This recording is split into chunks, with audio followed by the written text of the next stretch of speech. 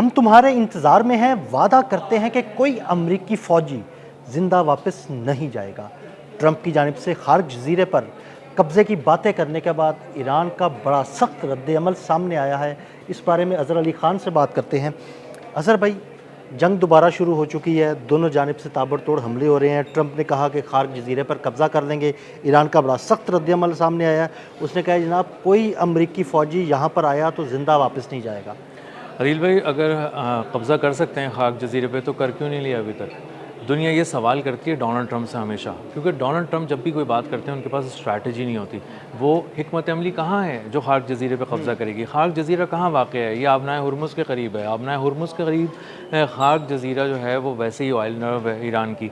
90% oil exports वहाँ से होती हैं। अगर उस पर कब्ज़ा कर लिया तो समझिए हमने पूरे ईरान की गले पर हमला कर लिया, कब्ज़ा कर लिया और उसको दबा दिया, तो ईरान ये कभी करने नहीं देगा। इसके लिए ईरान ने गैर मामूली तैयारियाँ की हुई हैं। पहले भी उन्होंने एक एडवेंचर करने की कोशिश की थी और उसमें ये कहा था कि हमने खाक जज़ीरे पे हमला किया है और उसकी बहुत सारी जगहों को तबाह कर दिया है, लेकिन अंदाज़ा ये हुआ कि वो एक आध दो बम ही मार सके वहाँ पे, और वो भी फ़ौजी तनसीबात जो उनकी थी, चेक पोस्ट वगैरह। वो कई दफ़ा ये कह चुका है कि मैं जनाब यहाँ पर अपने मैरीन्स उतार दूंगा, कब्ज़ा कर लूँगा, लेकिन अभी तक ऐसी हरकत की नहीं है वैसे उसने। जी, वो असल में कर नहीं सकते। वो मरीन्स को उतारना ज़मीन पर, इसका मतलब ये है कि ये तयशुदा है कि अगर वो नेवी सील्स भी होंगे, जदीद तरीन जो तरबियत याफ्ता कमांडोज़ होंगे, वो भी उतर कर खाक जज़ीरे पे कब्ज़ा इस तरह नहीं कर सकते। उसके लिए ईरान ने जो तैयारी की है गैर मामूली की है। ईरान को भी ये बात पता है कि खाक जज़ीरे पे कब्ज़े का मतलब क्या है। उस पे कब्ज़े का मतलब ये है कि आपकी पर कब्ज़ा, क्योंकि पूरी दुनिया में जो उसकी तेल की तरसील है वो इसी जज़ीरे से तो होती है। बिल्कुल ऐसी होती है। और अगर आप खाक जज़ीरे पे आइडियली कब्ज़ा करना चाहते हैं तो आपकी स्ट्रैटेजी क्या होगी? आपकी स्ट्रैटेजी होगी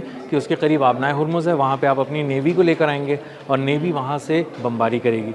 इसी बमबारी के दौरान आपके कुछ तैयारे वहाँ पहुँचेंगे और वो पैराट्रूपर्स को गिराना शुरू करेंगे, और ये आसमान से पैराट्रूपर्स उतर कर ज़मीन पर उतरेंगे और वो एक फायरिंग का बहुत ज़बरदस्त तबादला होगा और उसके बाद वो कब्ज़ा कर लेंगे। ये एक स्ट्रैटेजी है उनकी। अब इसमें झोल कहाँ है? झोल ये है कि आप आबनाए हुर्मुज़ के करीब आ ही नहीं सकते अपने जहाज़ लेकर, और उनका कोई जहाज़, कोई हेलीकॉप्टर आबनाए हुर्मुज़ के करीब आता है तो वो गायब हो जाता है। गायब हो जाता है, हिम्मत ही नहीं करता। और 500 किलोमीटर का रेडियस वैसे ही समझाया हुआ है ईरान ने कि उसके करीब मत आना। तो उनके जो अमरीकी बहरी बेड़े हैं, जो दुनिया में खौफ की अलामत हैं, जो ये इस बात की अलामत है कि अगर वो कहीं पहुँच जाएँ तो उसका मतलब है उन्होंने कब्ज़ा कर लिया, लेकिन वो वहाँ पर नहीं आ पा रहे। अच्छा, उसके करीब नहीं आ पा रहे। ये इनकी बहरिया खड़ी हुई है, 50,000 फ़ौजियों को लेकर खड़ी है, इसकी हिम्मत नहीं होती कि वो यहाँ पर करीब आ जाएँ। एक बात ये हो गई। दूसरी बात ये कि उनके जो तैयारे हैं वो ईरानियन एयर स्पेस में जैसे ही दाखिल होते हैं, मुख्तलिफ़ किस्म के तैयारे, हाँ जी, बिल्कुल जैमिंग का शिकार हो जाते हैं, इसकी हमने कई दफ़ा बात भी की है। और उनके लड़ाका तैयारे हों, इवन उनके हेलीकॉप्टर्स हों, उनके ड्रोन्स हों, कई ड्रोन्स उनके गायब हुए, हेलीकॉप्टर तबाह हुआ उनका, उनके लड़ाका तैयारे जो है वो जैमिंग का शिकार हो गए, तो कैसे आएंगे? बिल्कुल। और यहाँ पे जो उन्होंने डिफेंस सिस्टम लगाया हुआ है ना खार्क के पास और दीगर जज़ायर के पास, वो बिल्कुल अपडेट और अपग्रेडेड किस्म की चीज़ है, अपडेटेड है। उसमें है ये कि जब इन्होंने अभी गुज़िश्ता रोज़ MQ-9 रीपर ड्रोन गिराया है तो वो एक नए दिफाई निज़ाम से गिराया है। और अगर मोहसिन रज़ाई जैसा सीरियस इंसान ये बात कर रहा है, लीडर उनका ईरानी पासदारान इनकलाब का, तो उसके पीछे हमेशा पहले भी वो बात थी। मुख्तसर बात करते हैं, जामे बात करते हैं, कहते हैं कि तुम यहाँ नहीं आ सकते, तो नहीं आ पा रहे हैं ना, 4 महीने हो गए। तो अब डोनाल्ड ट्रंप जो बात करते हैं उसके बाद उनके दूसरे बयान का भी इंतज़ार करना पड़ता है कि 2 दिन बाद वो कब उसमें यू टर्न लेंगे, कब उसको कहेंगे वो तो मैंने ऐसे ही कह दिया था। तो दुनिया उनके हर बयान को संजीदा नहीं लेती, और इसीलिए ऑयल मार्केट भी उतना ही उसको फ्लक्चुएट कर रही है ऑयल को जितना उसको नज़र आ रहा है कि क्या हुआ है। बयानात पे वो उस तरह से नहीं कर रही है। अब मामला ये है कि खाक जज़ीरे पे आप जब अपने फ़ौजी उतारने की कोशिश करेंगे तो इसका मतलब है ईरानियन एयर स्पेस में आप तैयारा लेकर आएंगे।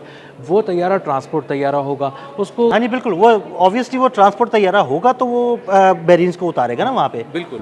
और उसके बाद आप क्या करेंगे? कुछ हेलीकॉप्टर्स लेकर आएंगे और कुछ तैयारे लेकर आएंगे। अब तैयारे में आप F-35 से जदीद F-22 तो लाने से रहे, तो वहाँ पे जो भी आ रहा है वो निशाना बन रहा है। आप देखें ना कि F-35 या F-22 से जदीद तैयारा तो कोई नहीं है ना उनके पास, लेकिन देखिए F-35 भी जैमिंग का शिकार हुआ, उसे लॉक भी किया गया, बल्कि दो तैयारों को हिट भी किया गया। तो जब उससे जदीद तैयारा कोई नहीं है उनके पास तो वो कैसे आएंगे? बिल्कुल ऐसा ही है। एक तो उनके तैयारे निशाना बनेंगे और उनको निशाना बनाया भी है, और वो टेक्नोलॉजी बताई भी है निशाना बनाने के बाद ईरान ने कि हमने कैसे निशाना बनाया था, ताकि कोई पुरअसरारियत इसमें रह ना जाए कि भाई आपने पता नहीं कैसे निशाना बनाया था।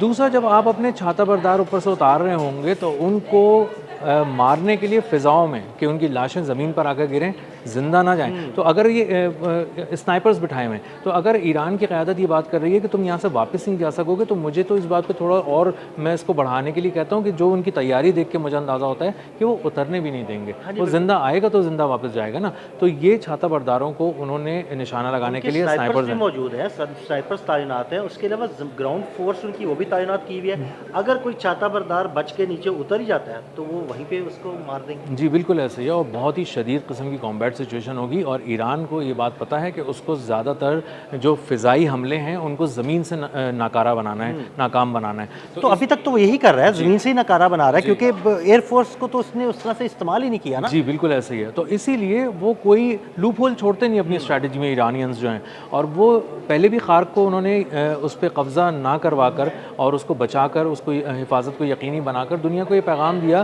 कि डोनाल्ड ट्रंप की बातों से ज़्यादा हमारी हिकमत अमली में दम है। क्योंकि डोनाल्ड ट्रंप के अल्फाज के पीछे, उनके बयानात के पीछे वो एक वाज़ेह हिकमत अमली नज़र नहीं आती, ख़ुद उनकी फ़ौज को नज़र नहीं आती। आप देखिए, जब वो बहरिया को कहते हैं कि तुम जाओ और आपने हुर्मुज़ से जहाज़ों को एस्कॉर्ट करके लेकर आओ, तो उनकी बहरिया कहती है भाई माफ़ करो हमें, हमारे पास ऐसी कोई स्ट्रैटेजी नहीं है। आप तो बयानात देने के लिए है ना, तो आप बयानात देते रहें। क्योंकि ये बयानात नहीं है ना, तो जंग का मैदान है, जंग के मैदान में बयानात से काम थोड़ी चलता है। बिल्कुल, उसमें हिकमत अमली चाहिए होती है, जो कि वो नहीं है। तो अब खार्क जजीरे पे कब्ज़ा करना डोनाल्ड ट्रंप का एक पुराना ख्वाब है।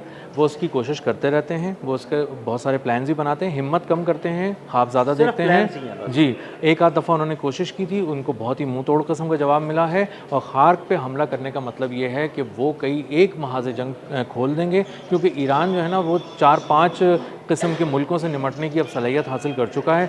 वो इसराइल का महाज़ गर्म कर देगा, वो मशरिक़ वस्ता का महाज़ दोबारा गर्म कर देगा, और वो आबनाए हुर्मुज़ पे हमले शुरू कर देगा, जो उसने 2 रोज़ पहले अभी किए भी हैं उसके अमरीकी बहरिया के ऊपर किए हैं। उसके अलावा उसने कई बहरी जहाज़ों को भी निशाना बनाया है जी आबनाए हुर्मुज़ में। जी, तो इस खार्क को ना थोड़ा सा और फैला के हम समझें तो आप ये समझ लें कि इसके अंदर इस्फहान भी शामिल है, और वो तमाम इलाके और वो तमाम सूबे और शहर शामिल हैं जहाँ पे कहीं ना कहीं ईरान ने अपनी स्ट्रेटेजिक अहमियत की चीज़ों को रखा हुआ है, न्यूक्लियर चीज़ों को रखा हुआ है, और हसास तनसीबात हैं उसकी। तो डोनाल्ड ट्रंप जब ये बात करते हैं तो वो पूरा असल में वो कह रहे होते हैं, एक छतरी फैला करके उसके तमाम पहलुओं को आप खुद समझ लें, तो वो चाहते हैं कि ईरान को एक बहुत ज़ोरदार चोट पहुँचाएँ और मुआशी चोट पहुँचाएँ। और ये कैसे मुमकिन हो रहा है कि ईरान चीज़ों को एक्सपोर्ट भी कर रहा है, हमारा नेवल ब्लॉकेट भी लगा है और ईरान के जहाज़ वहाँ से निकल भी जाता है। तो ईरान इस वक्त एक्सपोर्ट्स कर रहा है, तेल को एक्सपोर्ट कर रहा है, अपनी मईशत को संभाले हुए है। वैसे उसने दोबारा चोट पहुंचाने की कोशिश तो की है, जो ईरान पर तेल की पाबंदियां हटाई थी वो दोबारा लगा दी हैं उन्होंने। जी, उन्होंने दोबारा लगाई हैं, लेकिन मसला ये है कि आप इसको थोड़ा सा पहले जब जाके देखेंगे ना आदिल भाई, तो आपको अंदाज़ा होगा कि इस तरह की पाबंदियाँ इससे भी ज़्यादा सख्त जो पाबंदियाँ तो पहले से थी, पहले भी थी, और उसमें अमल भी बहुत सख्ती से हो रहा था। लेकिन उसके बावजूद ईरान किसी न किसी तरीके से अपना तेल मुख्तलिफ ममालिक को मुंतकिल कर देता था। अदिल भाई, सिर्फ मुंतकिल नहीं किया है और एक्सपोर्ट नहीं किया है, बल्कि उसको बढ़ा भी दिया है। और उन्होंने बताया कि अगर आप थोड़ा सा भी हमें जगह मिल जाती है तो हम $1.5 बिलियन का ऑयल एक्सपोर्ट कर देते हैं। और इसका मतलब ये है कि उनकी मईशत जो है वो कम दिनों के अंदर खासा पैसा समेट रही है। तो ईरान को अगर थोड़ा सा भी खुला छोड़ते हैं तो उसके पास तो इतनी बड़ी माशी ताकत बन जाएगा वो कि अमेरिका को हर एक हमले का जवाब 10-10 हमलों से देगा, और उसको आप नहीं तोड़ सकेंगे। इसलिए वो खाक पे हमले की बात करते हैं, इसलिए वो उनकी जेब पे, उनकी गर्दन पे, उनकी ऑयल नर्व पे वार करने की बात करते हैं। और इसीलिए ईरान दो टोक अल्फाज में स्ट्रैटेजी बना के बैठा है कि आओ और तुम्हें हम जाने नहीं देंगे वापस। तो उसके अल्फाज के पीछे एक हिकमत अमली है, असल में ये अल्फाज नहीं है। और डोनाल्ड ट्रंप के अल्फाज के पीछे महज एक बयान है जिसका यू टर्न अगर 2 दिन में आ जाए तो हमें हैरान नहीं होना चाहिए। बिल्कुल, बहुत शुक्रिया अज़हर भाई। अज़हर भाई ने बड़ी तफसील के साथ ईरान की इस हिकमत अमली के बारे में आपको बताया। मज़ीद अपडेट्स के लिए हमें फॉलो करते रहें। अदील अहमद और अज़हर अली खान को इजाज़त दीजिएगा। अल्लाह हाफ़िज़।